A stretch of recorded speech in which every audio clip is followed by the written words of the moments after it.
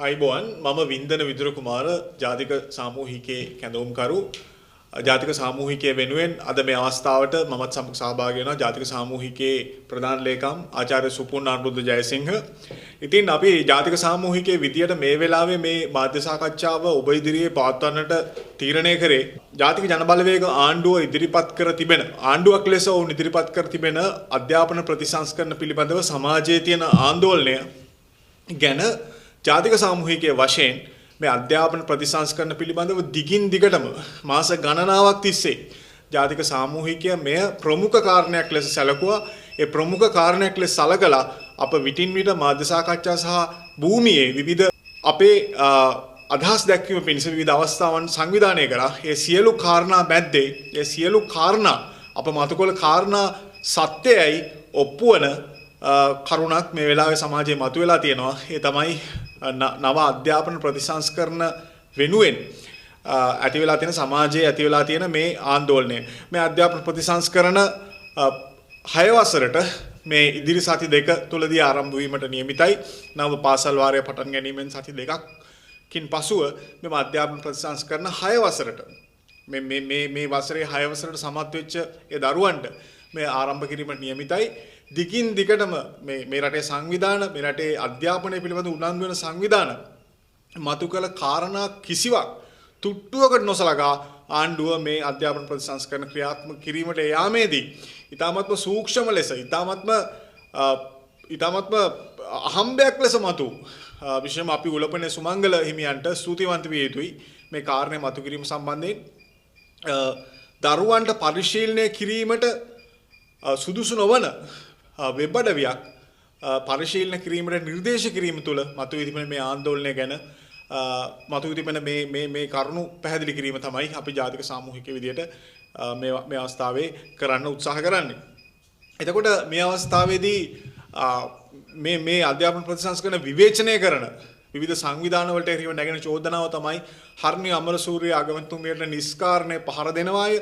එතුමියගේ රුචිකත්වයන් අවතක්සේරුවට ලක් කරනවා අය එතුමිය පහත් කොට සලකනවා යන සම්බන්ධයෙන් තමයි මේ චෝදනා නැගෙන්නේ. නමුත් අපි එහෙම කියන පිරිසට අපි කියන්න කැමති නෑ ඔබතුමියගේ මේ කාරණා සම්බන්ධයෙන් ඔබතුමියගේ පෙර භාවිතාව පිළිබඳව පැහැදිලි සාක්ෂි ඔබතුමියගේ ඒ භාවිතාවන් පිළිබඳව පැහැදිලි අනාවරණයන් වී තිබෙනවා. ඒ අනාවරණයන් වල දිගින් දිගටම ඒ පැමිණි දිගුව තමයි අද මේ ශිෂ්‍යයන්ටත් බලපාන කාරණාවක් විදියට එළියට පැමිණලා තියෙන නිසා ඔබතුමියගේ පෞද්ගලික කාරණාවලට කිසිම පහර දීමක් වෙලා නැහැ. නමුත් ඔබතුමියගේ භාවිතාව මේ රටේ සමස්ත සිසු පරපුරට බලපාන්නේ කොහොමද යන සම්බන්ධයෙන් තමයි මේ විවේචන එල්ල වෙන්නේ. නිසා ඔබතුමිය අසරණ භාවයෙන් රඟපෑමේ එහෙම අවශ්‍යතාවයක් අපි දකින්නේ නැහැ. ඔබතුමියගේ භාවිතාවේ ඒ භාවිතාවේ දිගුව මේ රටේ අනාගත පරම්පරාවට බලපාන ආකාරය පිළිබඳ තමයි මේ විවේචනය එල්ල වෙන්නේ. පාසල් දරුවන්ගේ සැබැඳි වලට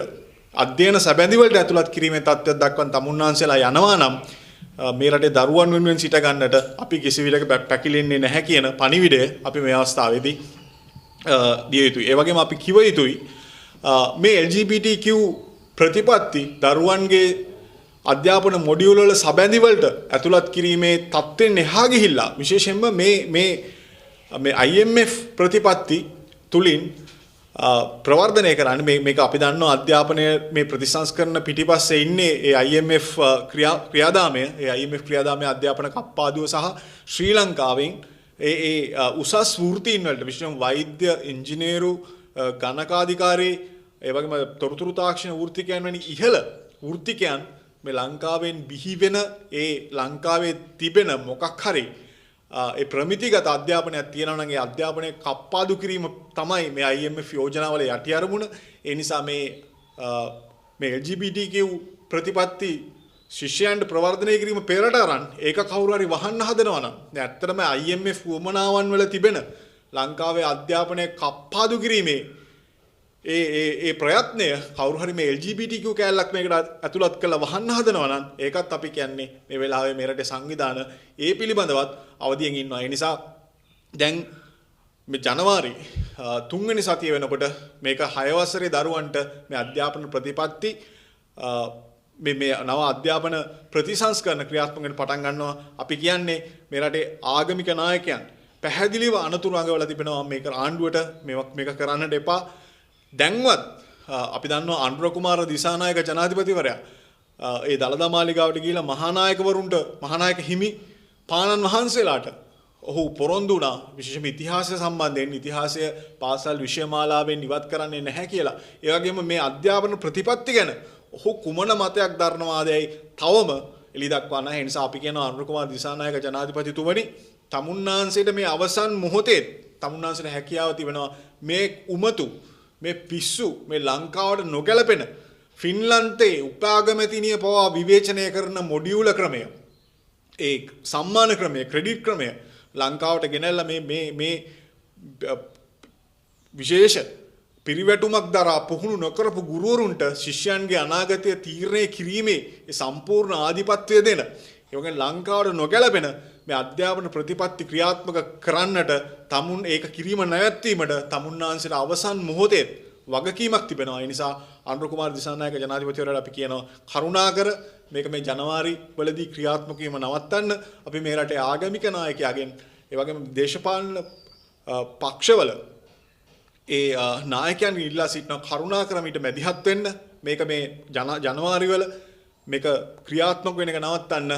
ලංකාවේ අධ්‍යාපනයේ අඩලුහුඩුකම් අපිට පෙන්වන්නට සුළු ප්‍රමාණයක් හෝ තිබුණත් ලංකාවේ අධ්‍යාපනයෙන් මේ රටේ මැද පන්තියේ පහළ මැද පන්තියේ සහ මේ රටේ ආදායම් අඩු පන්තියේ දරුවන්ට මේ විභාග ක්‍රමය හරහා Tamanගේ ජීවිතයේ සිහින මල්පල දරන්නට ඒ අධ්‍යාපනයේ ලැබුණු පිටිවහල සුළුපටු නැහැ. ඒ නිසා මේ ලංකාවේ තිබෙන අධ්‍යාපන ක්‍රමය තුල ඒ දක්ෂ දරුවෙක්ට Tamanගේ මහන්සියෙන් ඉහළ යාමේ හැකියාව තවමත් තිබෙනවා. කරුණාකර ඒ අවස්ථාව නැති කරන්නට එපා. ඒ නිසා ලංකාවේ සංස්කෘතියට ලංකාවේ සભ્યත්වයට ඒ වගේම ලංකාවේ සංස්කෘතික අධ්‍යාත්මයට නොගැලපෙන අධ්‍යාපන ප්‍රතිසංස්කරණ ඇතුළත් කළා තමුන්වහන්සේලා මේක පින්ලන්තයක් කරන්න යනවා නම් කරුණාකර කියන්නේ මහත්තයෝ එහෙම ප්‍රායෝගික නොවන සිහිනවලට තමුන්වහන්සේලා මේ ලංකාව ඇද දාන්න එපා. මේන් වෙන්නේ ලංකාවේ අධ්‍යාපනයේ මෙතෙක් තිබුණු යම් සාධනීය තත්ත්වයක් තිබෙනවා නම් ඒ සාධනීය තත්ත්වයක් පිරිහීමයි. ඒ කරුණාකරලා ඒ පාප කර්මය කරන්නට එපා. ඒ නිසා මේ ජනවාරි 3 වෙනි සතිය වෙනකොට පටන් ගන්න මේ අධ්‍යාපන ප්‍රතිසංස්කරණ සම්පූර්ණයෙන් නවත්තන්න. ඒකට සියලු දෙනාගේ මැදිහත් වීම අවශ්‍යයි කියන කාරණය පැහැදිලි කරමින් අපි අපේ කරුණ පැහැදිලි කිරීම මේ අවස්ථාවේදී අවසන් කරනවා.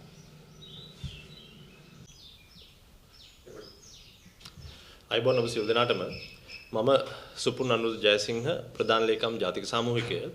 අද මේ විශේෂ මාධ්‍ය සාකච්ඡාව ජාතික සාමූහිකය විසින් කැඳවන්නේ නව අධ්‍යාපන ප්‍රතිසංස්කරණ හරහා මේ රටේ අනාගත දරු පරම්පරාවට වෙන්න යන විනාශය පිළිබඳ මේ රටේ ජනතාව දැනුවත් කරන්න බලාගෙන ඔබ දන්නවා ජාතික සාමූහික වශයෙන් අපි මේ පිළිබඳව දිගින් දිගටම විවිධ අවස්ථාවල විවිධ ක්‍රමවේද හරහා දැනුවත් කරලා තියෙනවා. නමුත් මහජනතාවගේ අවධානය මේ සම්බන්ධයෙන් වැඩිපුරම යොමු වුණේ මේ පහුගිය දවස් කිහිපේ 6 ශ්‍රේණියේ ඉංග්‍රීසි මොඩියුල් එක තිබිලා හම්බ වෙච්ච එක්තරා සමලිංගික අසභ්‍ය වෙබ් අඩවියක ලින්ක් එකක් හමු වීම හරහා ඇතිවෙච්ච ආందోලනාත්මක තත්ත්වයෙන් පස්සේ තමයි වැඩිපුර මේ සම්බන්ධයෙන් අවධානය යොමු වුණේ. ඒ නිසා ඒක ගැන අපි මුලින්ම කතා කරලෙමු. ඔබ දන්නවා මේ නව අධ්‍යාපන ප්‍රතිසංස්කරණ හරහා නිර්මාණය වෙලා තියෙන මේ 6 වසරේ ඉංග්‍රීසි මොඩියුලේ එක්තරා තැනක buddy.net කියන වෙබ්සයිට් එකක ලින්ක් එක එහෙම නැත්නම් දිගුව එකතු වෙලා තියෙනවා.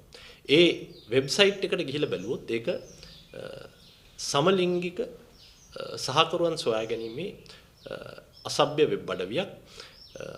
ඒ වෙබ් අඩවිය පිළිබඳව ඔබ Google එකේ හොයලා බලුවොත් සර්ච් කරොත් ඒක description එක සම්බන්ධයෙන් එහෙම නැත්නම් කෙටි විස්තරය සඳහන් වෙන්නේ මෙහෙමයි. Love hot guys, meet and chat with men and share your videos in Europe's hottest gay app. It's fast and free. If you want fun, come and join buddy.net. කියලා තමයි ඒකේ කෙටි විස්තරය. එහෙම නැත්නම් description එක සඳහන් වෙනවා. එතකොට අපිට ඊටම පැහැදිලි මොකක් සඳහා භාවිතා වෙන වෙබ් අඩවියක්ද මේක කියලා. මේ සමලිංගික සහකරුවන් හොයා ගැනීම සඳහා යුරෝපයේ භාවිත වෙන වෙබ් අඩවියක්. දැන් ඇතමෙක්ට මේක දැක්කම hina යන්න පුළුවන්. නමුත් මේක අපි hina වෙන්න ඕනේ කාරණාවක් නෙමෙයි. මේක අපි පොළොවේ පස් කකා වැළපෙන්න ඕනේ කාරණාවක්. මොකද මෙහෙම වෙබ් අඩවියක් මේ යුරෝපයේ විශාලතම සමලිංගික සහකරුවන් සොයා ගැනීමේ වෙබ් අඩවිය ඒකේ ලින්ක් එක ඒකේ දිගුව කොහොමද අපේ රටේ මේ නොමේරු අහිංසක දරුවන්ගේ ඉංග්‍රීසි මොඩියුලට ඇතුළත් වෙන්නේ. මේක අහම්බයකින් සිද්ධ වෙච්ච දෙයක් වෙන්න විදිහක් නැහැ. මේක බොහොම සූක්ෂම හිතාමතා කවුරුත් දකින්න එකක් නැහැ කියලා හිමීට ඇතුළත් කරපු එකක් කියන එක අපිට පැහැදිලි. මේ පිළිබඳ සාක්ෂි සාධක ඕනතරම් අපි ළඟ තියෙනවා. ඒක අපි මේක ඉදිරියේදී ඉදිරිපත් කරන්නම්. දැන් මෙතන මේ මොඩියුලේ මේ buddy.net කියන link එක විතරක් නෙමෙයි වෙබ්සයිට් link එක විතරක් නෙමෙයි එතනින් එහාට ගියාම eBuddy profile එකක් නිර්මාණය කරගන්න විදිහ. ඒ වගේම ඒ profile එකට තමන්ගේ ජීවදත්ත ඇතුළත් කරන විදිහ සහ තමන්ගේ නවතම ඡායාරූපයක් එකතු කරන විදිහ සම්බන්ධයෙන් පවා උපදෙස් දීලා තියෙනවා. එතකොට මේ ඔක්කොම උපදෙස් ටික දීලා තමයි අවසානයේ මෙන්න මේ වෙබ් අඩවියෙන් තමන්ගේ අවශ්‍ය බඩිය හොයාගන්න පුළුවන් කියලා ඒ ebuddy.net කියන වෙබ්සයිට් එකේ link එක එකතු කරලා තියෙනවා. එතකොට මම ඔබෙන් ප්‍රශ්නයක් අහනවා. දැන් ඇත්තටම ආණ්ඩුව මේ වෙලාවේ පොළොවේ හැපි කියනවා මේක මේ කවුරු හරි කඩාකප්පල්කාරී ක්‍රියාවක් කරපු දෙයක් මේක ඒගොල්ලෝ ඇතුළත් කරපු දෙයක් නෙමෙයි කියලා. දැන් අපි ඒක පිළිගන්නේ නැහැ. ඒක බොරුවක් කියන එක අපි දන්නවා. නමුත් අපි මොහොතකට හිතමුකෝ මේක ඇත්තක් කියලා. නමුත් එහෙමනම්